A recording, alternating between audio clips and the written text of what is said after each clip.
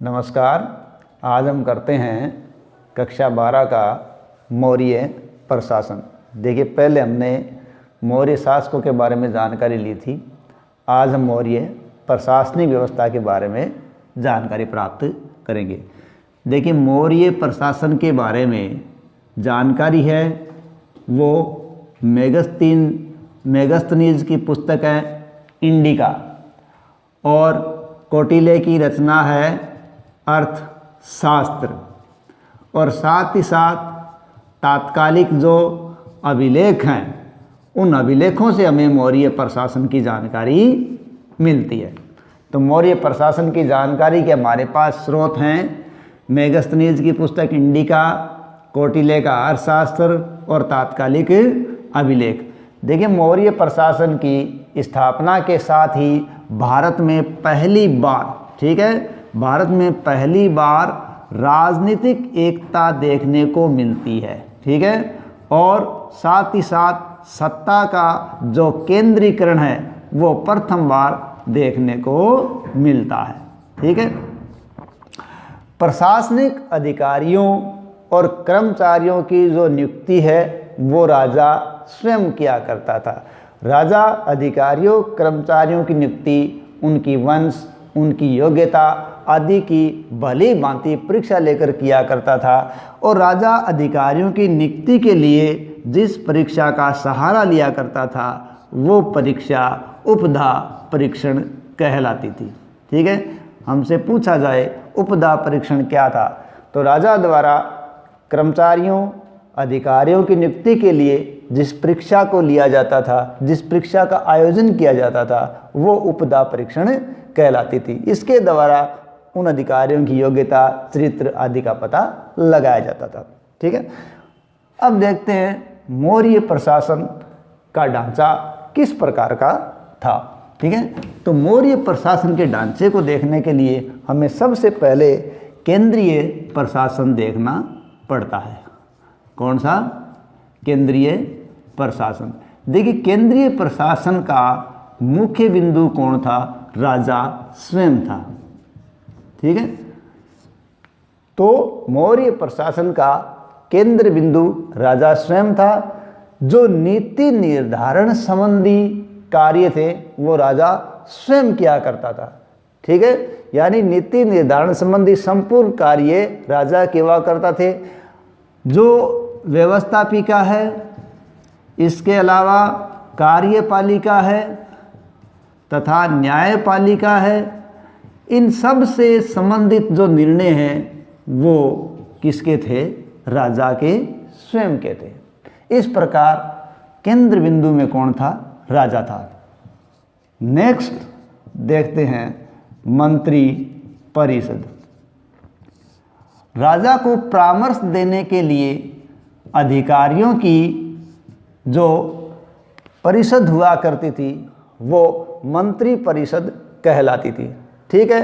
मंत्री परिषद के जो अधिकारी कर्मचारी थे वो वंश, योग्यता, चरित्र आदि को निर्धारित करके ही नियुक्ति की जाती थी।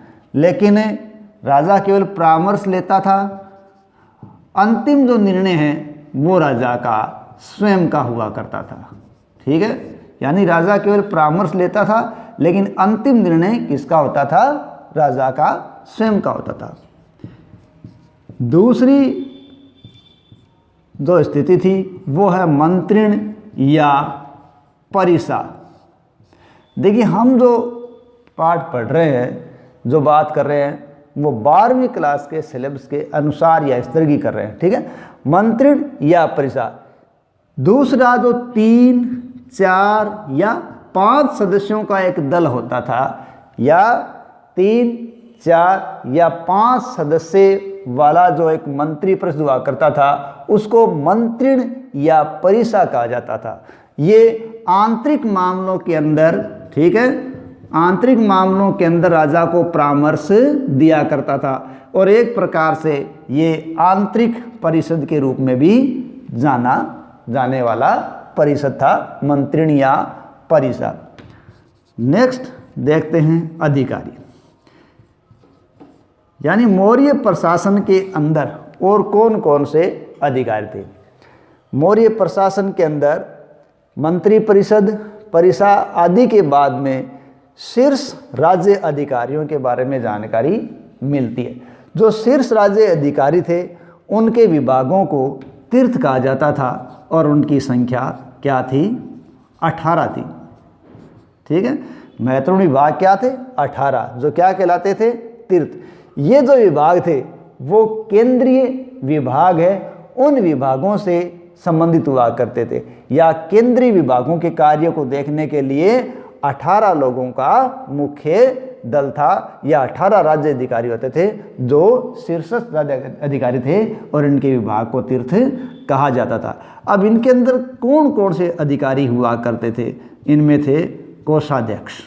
कौन कौन है? कोषाध्यक्ष, कार्मांतिक, समाहर्ता, पुरोहित और सेनापति। ये प्रमुख शीर्ष अधिकारी हुआ करते थे। ठीक है, जो राज्य को नीति निर्धारण या केंद्रीय विभागों से संबंधित निर्णय किया करते थे, फैसले लिया करते थे। अगर कौटिल्य की रचना अर्थशास्त्र की बात करें, ठीक है, तो अर्थशास्त्र में आपकी क्लास में कितने विभागों का उल्लेख आया है? 27 विभागों और अध्यक्षों का उल्लेख आता है। तो ये जो 27 अध्यक्ष थे वो क्या करते थे? ये राज्य की आर्थिक गतिविधियों का नियमन करते थे। कौन सी गतिविधियां?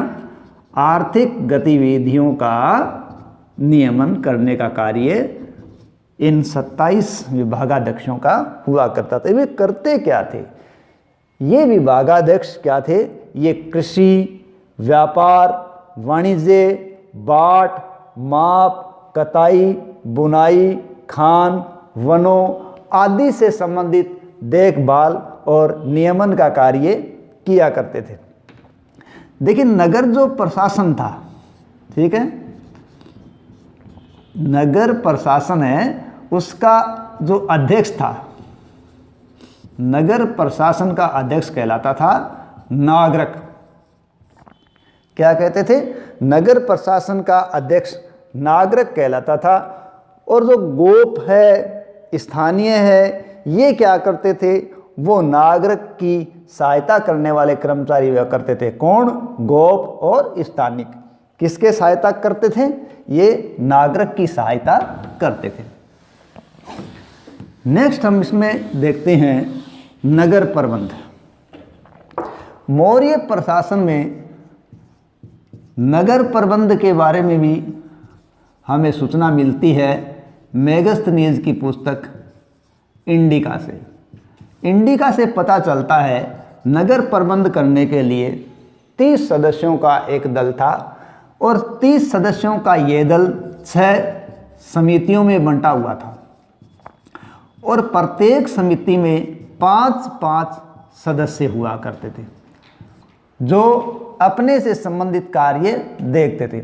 अब ये कौन कौन से 6 दल या 6 समितियां थी? देखिए, इनमें है शिल्प कला समिति। ठीक है, शिल्प कला समिति है, वो शिल्प से संबंधित कार्य देखने के लिए काम करती थी। वैदेशिक समिति, ये विदेशों से आने जाने आदि के बारे में जानकारी रखती थी। जनगणना समिति, ये जनसंख्या के जन्म मरण आदि के आंकड़े को देखने वाली समिति हुआ करती थी। वाणिज्य समिति, ये व्यापार से संबंधित नियमन करने वाली समिति थी। कर समिति, ये कर का निर्धारण करती थी, बिक्री कर आदि को लेती थी या विक्रय मूल्य का निर्धारण भी करती थी। और औद्योगिक समिति, इस प्रकार नगर का प्रबंध सुचारू रूप से चलाने के लिए 30 सदस्य 6 समितियों में बंटे हुए थे। प्रत्येक समिति में 5-5 सदस्य थे और ये समितियां थी शिल्पकला समिति, वैदेशिक समिति, जनगणना समिति, वाणिज्य समिति, कर समिति और औद्योगिक समिति। इनके माध्यम से नगर के प्रबंध को सुचारू रूप से चलाया जाता था। इसी प्रकार सैन्य प्रबंध देखें, सैन्य प्रबंध के अंदर भी हमें जानकारी किससे मिलती है, हमें मेगास्थनीज की पुस्तक इंडिका से मिलती है। उसमें भी पता चलता है कि 30 सदस्यों का एक समूह जो 6 समितियों में बंटा हुआ था, प्रत्येक समिति में 5-5 सदस्य थे, सैन्य प्रबंध का सुचारू संचालन किया करते थे। अब ये 6 समितियां सैन्य संचालन के लिए कौन कौन सी थी, देखिए इसके बारे में हमें पता चलता है कौटिल्य की रचना अर्थशास्त्र से और मूल रूप से मेगास्थनीज की पुस्तक इंडिका से। अब इसमें सेना कौन कौन सी है, ठीक है, देखिए पैदल सेना, ठीक है, दूसरा रथ सेना और अश्व सेना, ठीक है, और नौसेना। देखिए कौन कौन सी आ रही है, पैदल सेना, रथ सेना, अश्व सेना और क्या है, नौसेना। एक है हाथी सेना या हस्ती सेना, और साथ ही साथ यातायात से संबंधित एक समिति हुआ करती थी, ठीक है। तो ये पैदल सेना, रथ सेना, अश्व सेना, नौसेना, हाथी सेना और यातायात सेना, इस प्रकार सेना से संबंधित 6 ये समूह थे जो सैन्य गतिविधियों का संचालन करते थे। कौटिल्य की रचना अर्थशास्त्र के अंदर, ठीक है, कौटिल्य की रचना अर्थशास्त्र, उसमें चतुरंग बल को, किसको, चतुरंग बल को सेना का मुख्य अंग बताया गया है, ठीक है। अर्थशास्त्र में सेना का मुख्य अंग किसे बताया गया है, चतुरंग बल को बताया गया है। साथ ही साथ कौटिल्य की रचना से पता चलता है कि युद्ध का संचालन करने वाला, ठीक है, यानी युद्ध के अंदर सेना का जो संचालन करता था वो अधिकारी क्या कहलाता था, नायक कहलाता था, ठीक है, जो सेना का नेतृत्व युद्ध में किया करता था। इस प्रकार ये सैन्य प्रबंध है वो चलता था। अब है गुप्तचर व्यवस्था।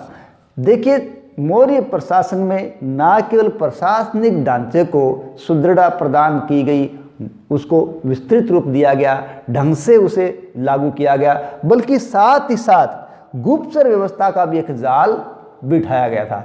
ये गुप्तचर थे वो मंत्रियों पर भी निगरानी रखते थे और साथ ही साथ जनता की गतिविधियों पर भी नियंत्रित या नजर रखा करते थे। ये जो गुप्तचर है वो राज्य की हर संभव सूचना राजा तक पहुंचाने के काम करते थे। ये 2 प्रकार के थे, एक तो था संस्था, ठीक है, गुप्तचर कितने प्रकार के थे, 2, संस्था और संचारा। जो संस्था गुप्तचर थे वो एक जगह रहकर ही गुप्तचर का काम करते थे, और संचारा है वो भेष बदलकर घूम घूम कर गुप्तचरी का काम किया करते थे, ठीक है। नेक्स्ट इसमें देखते हैं न्याय व्यवस्था, यानी मौर्य प्रशासन के अंदर न्याय व्यवस्था का क्या रूप था। देखिए मौर्य प्रशासन के अंदर जो न्याय व्यवस्था है, ठीक है, उस न्याय व्यवस्था में धर्म, ठीक है, क्या मुख्य था, धर्म, चरित्र, यानी कुछ चीज़ों पर ये टिका हुआ था, धर्म, चरित्र, व्यवहार, राजशासन आदि से न्याय व्यवस्था निर्धारित की जाती थी, ठीक है। या यूं कहें धर्म, चरित्र, व्यवहार, राजशासन ये न्याय व्यवस्था के स्रोत हुआ करते थे। और न्यायालय 2 प्रकार के थे। मौर्य प्रशासन में न्यायालय कितने प्रकार के थे, 2 प्रकार के न्यायालय। एक है धर्म स्थायी न्यायालय और दूसरा है कंटक शोधन न्यायालय।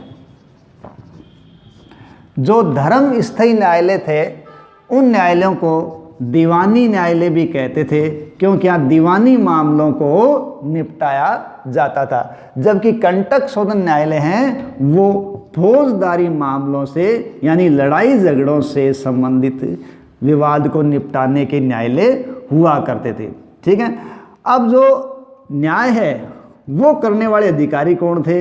राजूक, व्यवहारिक। ठीक है, देखिए राजूक, व्यवहारिक ये क्या थे? ये न्यायिक अधिकारी हुआ करते थे जो न्याय करने में काम आते थे।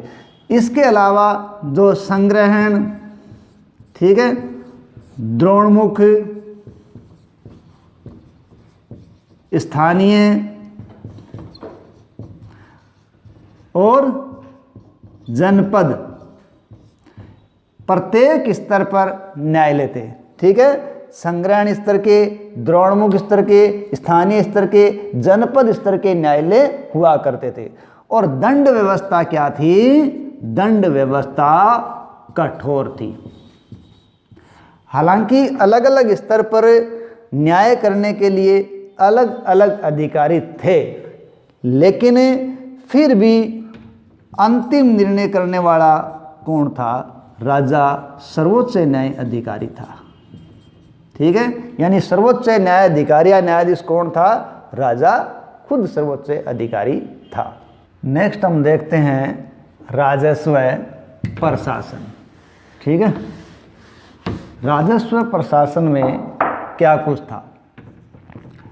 देखिए राजस्व प्रशासन का जो मुखिया था, ठीक है, यानी राजस्व विभाग का प्रमुख अधिकारी था, वो था समाहर्ता। कौन था? समाहर्ता। ये समाहर्ता ही क्या करता था? आय व्यय का लेखा जोखा रखता था। ठीक है, और बजट आदि तैयार किया करता था। राजस्व प्राप्त करने के 7 साधन थे। ठीक है, आप आगे की कक्षाओं में इनके बारे में अधिक जानकारी प्राप्त करोगे। ठीक है, या आपके स्टैंडर्ड तक हमें ये नाम दे रखे हैं कि 7 जो आय व्यय के साधन हैं, ठीक है, वो कौन कौन से हैं। तो ये जो साधन है राजस्व के, वो हैं दुर्ग, राष्ट्र, ब्रज, सेतु, खाने, वन और आयात निर्यात। इनसे राजस्व प्राप्त हुआ करता था। ठीक है, छोटा सा बता दूं, जैसे मैं जो दुर्ग है वो नगर से प्राप्त आय होती थी, उसी प्रकार राष्ट्र है वो देहात से प्राप्त आय होती थी। इस प्रकार ये सब अलग अलग तरीके से प्राप्त आय थी। तो राजस्व प्राप्ति के 7 साधन थे। अब इनमें जिस प्रकार समाहर्ता है वो मुख्य आय व्यय का लेखा जोखा रखने वाला, बजट तैयार करने वाला था, उसी प्रकार दूसरा अधिकारी जो इनसे जुड़ा हुआ था वो था सन्निदाता। ये राजकीय कोष का अधिकारी था। किसका अधिकारी था? राजकीय कोष का अधिकारी हुआ करता था। ये राजस्व प्रशासन मौर्य प्रशासनिक व्यवस्था के अंतर्गत था। नेक्स्ट है जनोपयोगी कार्य। देखो मौर्य शासकों ने जनता के हित के कार्य या सेवा को भी प्रमुखता प्रदान की थी, जिसमें उन्होंने सिंचाई की व्यवस्था की, सड़कें बनवाई, सरायों का निर्माण करवाया। ठीक है, सराय यानी धर्मशालाएं, और चिकित्सा सुविधा है उनकी व्यवस्था की थी। और इन सब व्यवस्थाओं की देखभाल करने के लिए मौर्य शासकों ने प्रशासनिक अधिकारियों को नियुक्त कर रखा था। ठीक है, और नेक्स्ट देखते हैं प्रांतीय शासन। देखिए मौर्य प्रशासनिक व्यवस्था के अंतर्गत संपूर्ण मौर्य साम्राज्य है उसको 4 भागों में बांटा गया था। देखिए कहीं कहीं ये भाग आपको 4 मिलेंगे, कहीं 5 मिलेंगे। 10वीं क्लास के अंदर ये इनकी संख्या 5 दी गई है, आपकी 12वीं क्लास के अंदर ये संख्या 4 दी गई है। आगे की क्लासों के अंदर ये आप 5 पढ़ेंगे, प्रायकर 5 से, क्योंकि उसमें कलिंग है वो आगे जुड़ जाता है। तो यहाँ हम इस बुक के अकॉर्डिंग देखते हैं प्रांतीय शासन है या प्रांत है वो 4 भागों के अंदर बंटा हुआ था। और ये प्रांत है वो प्रशासनिक रूप से राजकुमार के अधीन हुआ करता था। यानी जो प्रशासन प्रांतों में बंटा हुआ था उसका प्रशासक राजकुमार हुआ करता था। और ये राजकुमार मंत्रियों, अमात्य आदि की सहायता से प्रांतों का शासन संचालित किया करते थे। अब ये 4 प्रांत थे कौन कौन से, देखिए उनमें हैं उत्तरापथ, ठीक है, और दूसरा है दक्षिणापथ। यानी मौर्य प्रशासनिक व्यवस्था के अंदर कुल थे 4, उनमें पहला उत्तरापथ, दक्षिणापथ, अवंतीपथ और मध्य प्रांत। इस प्रकार यहाँ अपने को 4 दे रखे हैं और जहाँ 5 मिलेंगे वहाँ कलिंग और उसकी राजधानी तौसाली वो और जुड़ जाएगा। इस प्रकार ये प्रांतीय व्यवस्था थी। प्रांतों में क्या है कि प्रांतों को और आगे भी बांटा गया था विषयों में। प्रांतों को जब विषयों में बांटा गया था तो विषय का जो मुखिया है वो विषयपति कहलाता था। तो विषयों की देखभाल की जिम्मेदारी भी किसके हाथों में थी, विषयपति के हाथों के अंदर थी। जबकि यहाँ ये जो प्रांत है उनके अंदर धर्म महामात्र और अन्य अमात्य हुआ करते थे। प्रांतों में धम, महामात्र और अन्य अमात्य होते थे जो धम तथा अन्य कार्यों को वहाँ नियमित और नियंत्रित करने का कार्य किया करते थे। तो ये थे राजस्व प्रशासन, जनोपयोगी कार्य, प्रांतीय प्रशासन। अब देखते हैं जनपद और ग्रामीण। यह है जनपद व ग्रामीण। देखिए मौर्य प्रशासनिक व्यवस्था ऊपर से लेकर नीचे तक फैली हुई थी, ठीक है। जनपद स्तर है, जनपद पर कौन था, प्रदेष्टा। यानी जनपद स्तर पर प्रदेष्टा, राजुक और युक्तक ये प्रमुख रूप से अधिकारी थे, ठीक है। जनपद स्तर पर प्रदेष्टा, राजुक, युक्तक ये प्रमुख अधिकारी थे जो भूमि, ठीक है, न्याय और लेखों से संबंधित कार्यों का संचालन किया करते थे। तो जनपद पर कौन अधिकारी हैं, प्रदेष्टा, राजुक, युक्तक हैं जो भूमि, न्याय, लेखों आदि से संबंधित कार्यों का संचालन करेंगे। और जो ग्रामीण स्तर पे है, ग्रामीण स्तर के अधिकारी है वो कहलाता था ग्रामिक। तो सबसे निचले स्तर का अधिकारी कौन हो गया, ग्रामिक। और जो गोप है साथ ही साथ है स्थानिक।